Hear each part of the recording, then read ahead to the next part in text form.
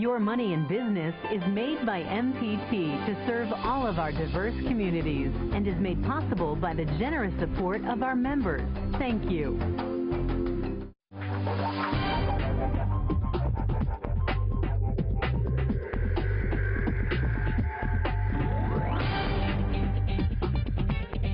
Good evening and welcome to Your Money in Business. I'm Jeff Salkin. On tonight's program, why writing skills are more important than ever for executives in a social media world. That's ahead in our Smith Business Close-Up. Plus, TV personality Al Roker on how to get business done on the go. Challenge is keeping, your documents and your data all together and synced, and when you've got somebody who wants you to comment on a document that you're working on, or some editing notes, and then you've got to annotate those and get them and make sure it's the right version of it, and it's like, oh my gosh. And so I think more from Al Roker coming up. But first tonight, a major investment for an online education company. Joining us now is Burke Smith, CEO of StraighterLine. Burke, thanks for being here. Congratulations on the funding. Thank you very much. Tell me about the name. What is StraighterLine all about? StraighterLine is about the shortest pathway between you and your degree. And it's really about bringing more value to the college experience, particularly online college education, than most students are getting today.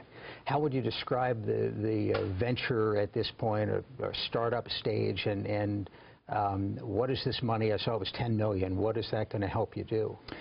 So we are essentially 2 years old, and it started as a division of my previous company, which is an online tutoring company called Smart Thinking. And the idea behind StraighterLine is we provide extremely affordable early college courses. So we're not a college. We do not offer full degrees. We're not allowed to be accredited. However, we offer about 40 courses currently in the things you take in your freshman and sophomore year, like college algebra and English comp and Econ 101, et cetera. We are growing very fast. I have tripled our enrollment and tripled our revenue as well, and this new financing allows us to really grow faster in all elements of the company. More marketing, more relationships with colleges, relationships with businesses who can use their tuition assistance programs to send students back to college and do it more affordably through us, to grow our course base as well as to improve the technology around the courses. How do the courses work? Is there a professor someplace, or it's all online? So everything's online.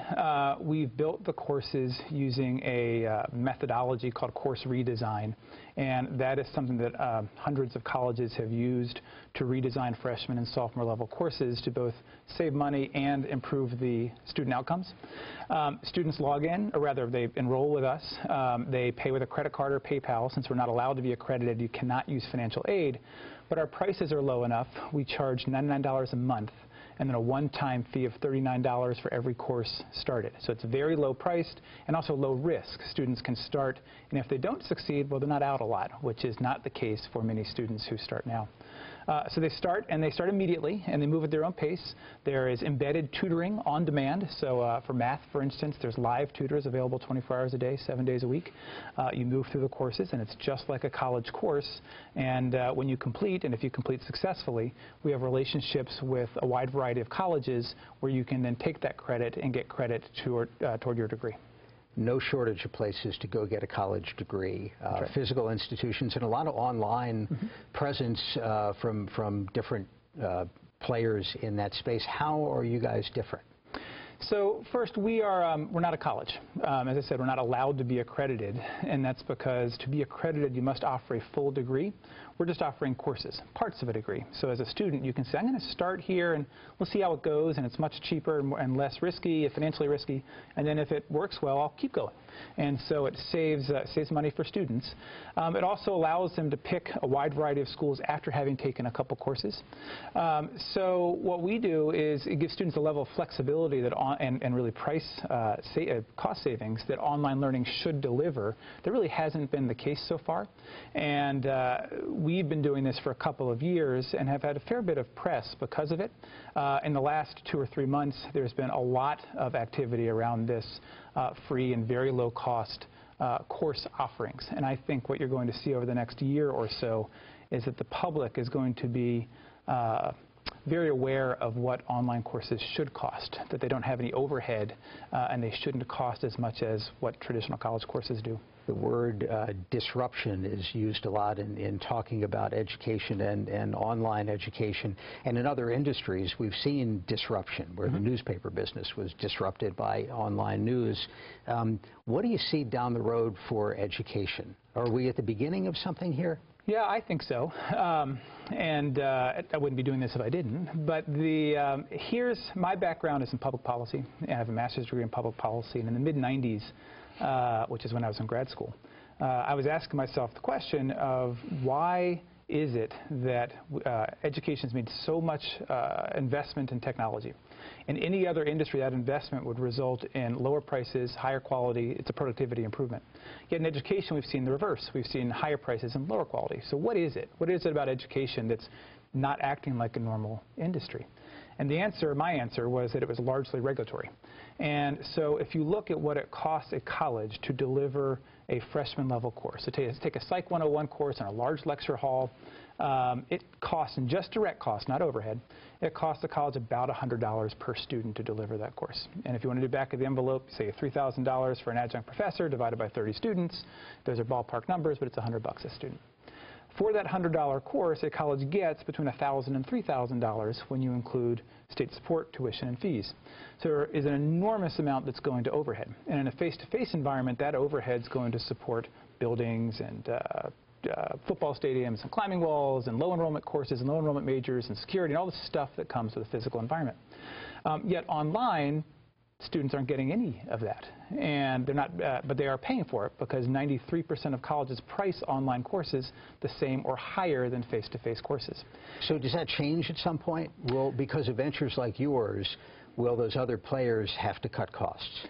So there's two ways to go, and this is disruption theory 101. One is to try and match and sort of drive your prices down the way online learning should be priced. Or the other is to move up the value chain and to do things that are different. So I think you'll see both. I think you'll see a number of colleges who start to focus less on online learning and use online learning as a lead-in so they can do more stuff at their school. And you'll see some others who really drive the price down and come up with different kinds of models who compete with these lower cost providers like us. But either way you slice it, you should see much over time, much less expensive online courses. And the interesting part of it is that all of this innovation has been outside of the accreditation system. And that's because accreditation is effectively keeping the prices high. But you do see some big-name universities. MIT is putting a lot of material online. Why are they doing that? They're doing a couple things. So MIT has put a lot of materials online. And at first, it's because it can. Is that this courseware, these materials are available for cheap or for free. They can put it out there. Students can use it. MIT is not at risk because they have the brand to attract students to their campus. So they don't really care if lots of folks come and take these courses from them because they're not going to give credit for it. They're not going to be the one disrupted, is what you're saying. That's exactly right. So Harvard and MIT and all the other Ivies that are out there who are doing this are extending their brand. That's less than 15% of the college market. All the other colleges should be figuring out, well, what's next? What do I do now? There's so much free stuff out there. What's my strategy to deal with the student expectations of free and low-cost online courses? How am I going to adapt to that? And that's where we are as an industry. When we've talked to university presidents about similar stuff over the years, they talk about one of the things that would be lost, they say, is the college experience. How do you feel about that? Yes and no. I think so colleges are already offering online courses themselves. Now, a third of all students took at least one online course 2 years ago. I'm sure that number is higher. Just about every college offers online courses already. Second is that students are transferring in record numbers. A third of all students have moved from one college to another. So students, at least to some type of college or some category of colleges, see these as relatively interchangeable already. So the college experience, I think, is particular to some environments and some students, but it's by no means universal across the entire market. let's focus in on the company for the minute we have left. You're located near the old Memorial Stadium site in Baltimore. Tell us about the staff and where, with this new investment, you'll be maybe a year from now.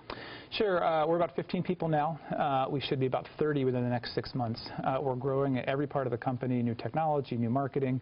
We're bringing people to Baltimore, which is great. I'm from here originally, and I'm glad to be back. And Baltimore is a great place for education companies. We've got proximity to DC, which is very helpful.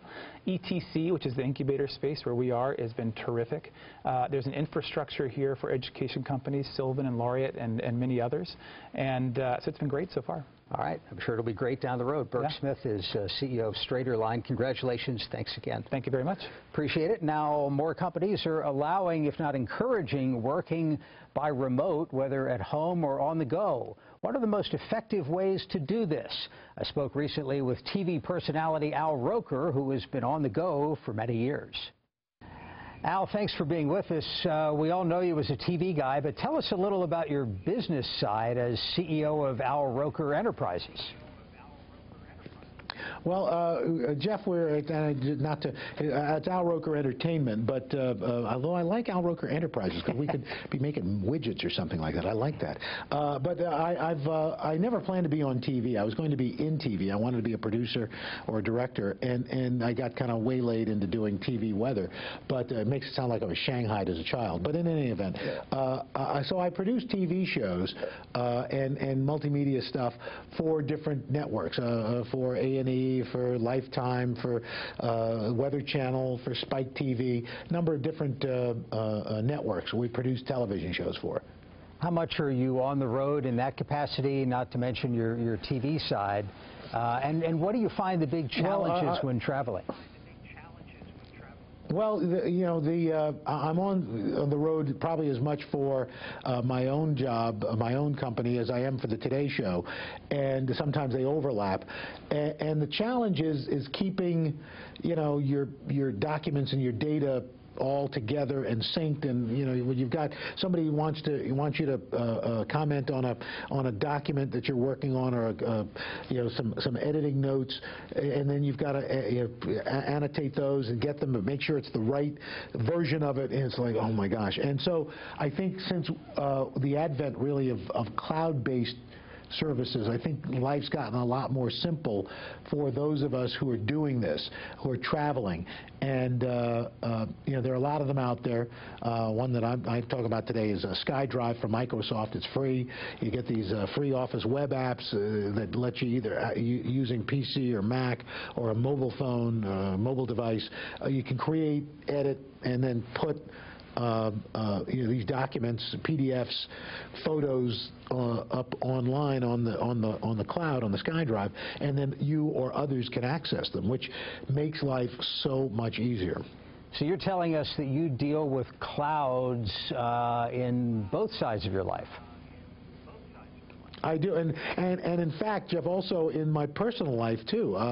I've been on this kick. It just kind of dawned on me a few months ago because there was an incident where my wife was overseas with our daughter, and my wife has a different name than me. So anyway, she lost my daughter's passport, and I was jumping through hoops getting information to the embassy in France, and I realized, you know what, if I had scanned all of our personal data, I could have emailed it so much more easily and gotten it out.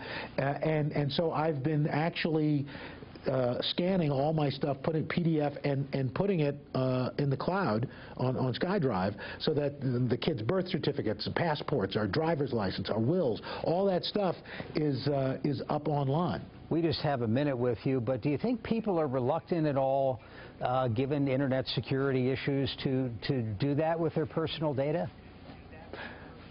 Yeah, I'm sure they are, but the good news is there's password protection on this, and I think, look, the reality is most of these hackers and folks are going after the big companies. They don't care about you and me. And that's Al Roker of the Today Show and CEO of Al Roker Entertainment. We're back in just a moment.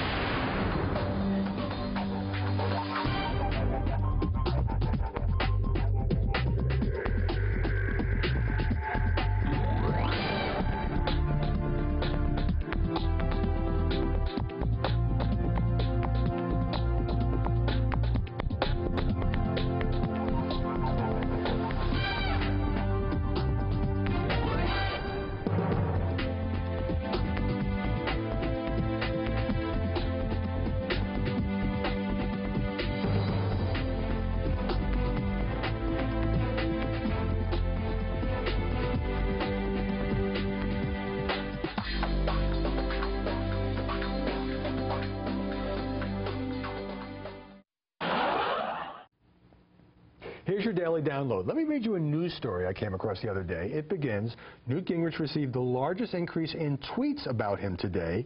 Twitter activity associated with the candidate has shot up since yesterday. Well, sounds pretty routine to me. Yes, but it wasn't written by a person. A Chicago company called Narrative Science has created a computer program that writes news stories.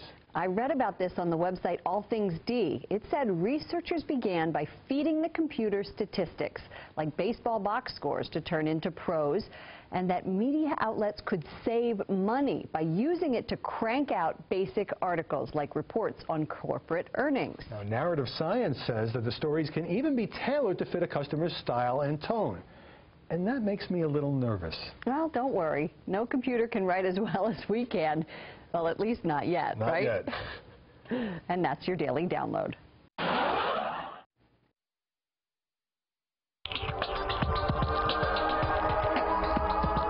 Hi, I'm Maria Feiken, and this is an Artworks Update. If I ask you what work of art is the Asian equivalent of Europe's Mona Lisa, chances are you would say the Great Wave. Well, this is a rare opportunity to see a print of this and all 46 images of Hokusai's famous Japanese woodblock series, 36 views of Mount Fuji. The colors of these fragile prints, not reproductions of prints, must be rested in the dark for years between exhibitions. So don't miss this show at Smithsonian's Sackler Gallery in D.C. Launched in 1831, the prints explore the towering presence of Mount Fuji on the surrounding countryside. They were revolutionary in their time, yet they seem strikingly modern. Now through June 17th. I'm Maria Feiken, and this has been an Artworks Update.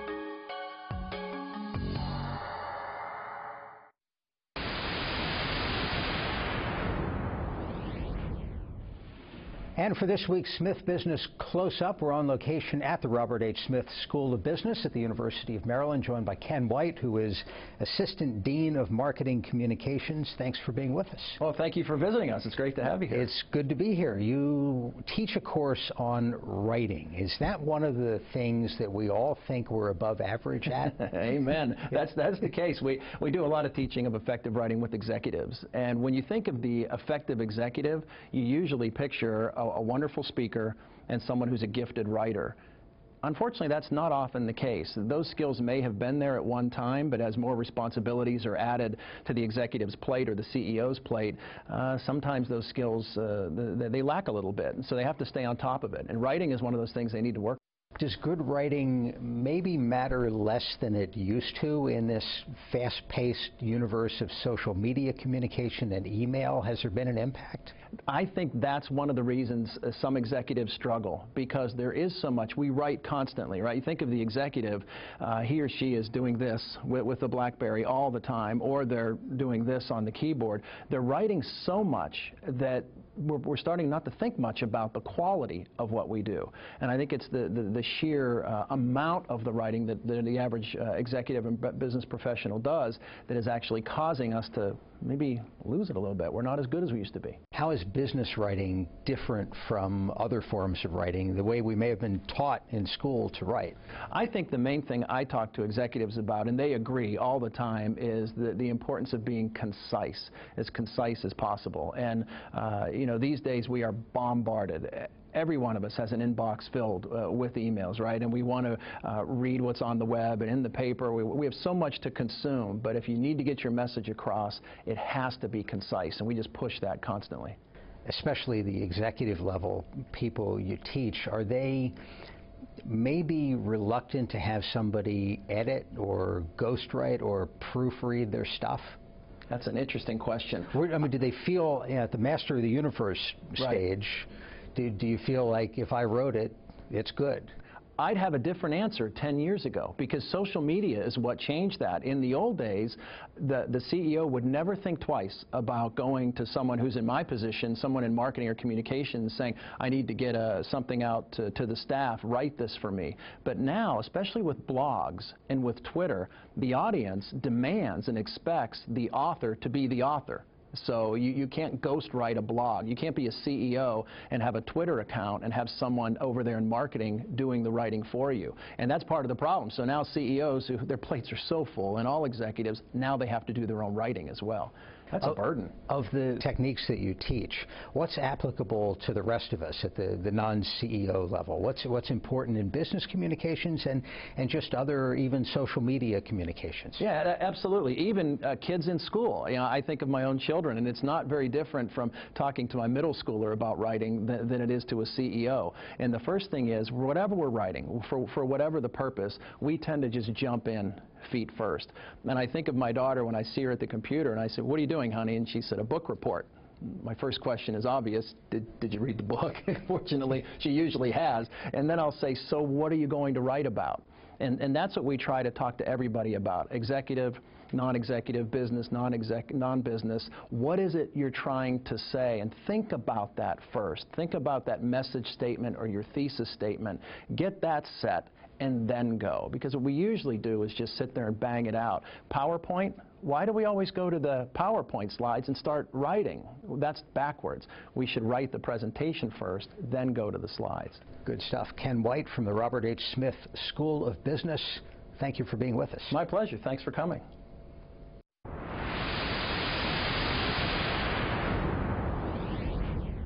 And joining us now by Skype from the Baltimore Sun is Jamie Smith Hopkins. Jamie, thank you for being with us. Thanks for having me. You wrote recently on your blog about the allegiances of real estate agents. Some people may know about this, but if you hire an agent to go buy a house, that agent isn't necessarily working for you fully. Is that correct? Right. It's something that's called agency, so, you know, if you see the for sale sign in the yard and call that agent, well, that agent's working for the seller. Their loyalty is due to the seller, and so you are a customer. You're not a client, and so you may think of that agent as your agent, but that agent really isn't. When does that become a problem for a potential home buyer?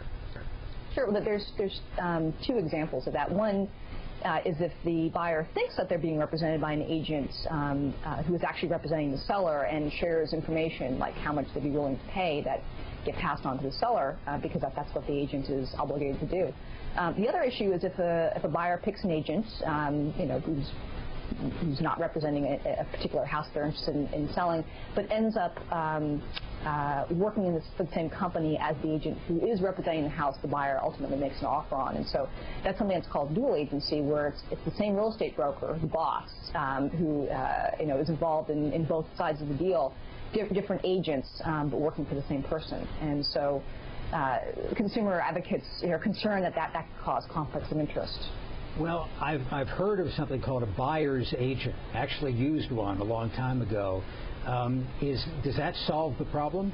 So there's two types of buyer agents that I'm aware of. One is a buyer's agent. I'm sure I had the wrong type. There's probably more than that. But there's a buyer's agent who you know, will sometimes work with buyers, sometimes sellers. There's a buyer's agent who will only work with buyers but works for a real estate company, a brokerage, that also represents sellers. And then there are buyer's agents who only represent buyers, and their company only represents buyers.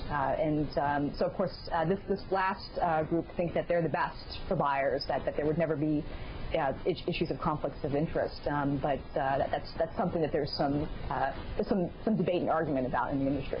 So is the best advice here, or at least the simple advice, for somebody entering into a real estate transaction to simply ask that question? You know, where are your allegiances? Who are you actually working for? Right. You know, are you representing me? What are your obligations to me? If the agent works for a big brokerage that represents buyers and sellers, you sort of talk through how you'll work through any potential conflicts of interest that might come up. You know, for instance, if you decide to buy a house that the company is representing. All right, Jamie Smith Hopkins of the Baltimore Sun, thank you very much. Thanks. And that's our program for this week. Tune in every Thursday at this time for Your Money and Business.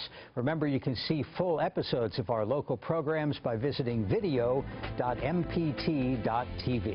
Now, for all of us here at MPT, I'm Jeff Salkin. Thanks for watching, and have a good night.